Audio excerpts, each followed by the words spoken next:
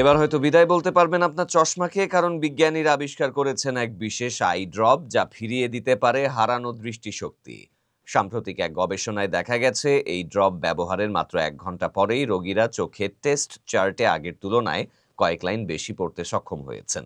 আর এই উন্নতি 2 বছর পর্যন্ত স্থায়ী থেকেছে। মূলত যারা প্রেস বায়োপিয়া বা বয়সজনিত দূরদৃষ্টি সমস্যায় ভুগছেন তারাই সবচেয়ে বেশি উপকৃত হবেন। সাধারণত 40 বছরের পর থেকে এই সমস্যা দেখা দেয়। 766 জনকে নিয়ে করা গবেষণায় 1% পিলোকার্পিন ব্যবহারকারীদের মধ্যে 99% রোগী সর্বোত্তম নিকট দৃষ্টিশক্তি ফিরে পেয়েছেন। অন্য গ্রুপগুলোতে উন্নতি ছিল চোখে পড়ার মতো, তবে পার্শ্ব প্রতিক্রিয়াও আছে, যেমন সাময়িক ঝাপসা দেখা, জ্বালা পোড়া আর মাথা ব্যথা।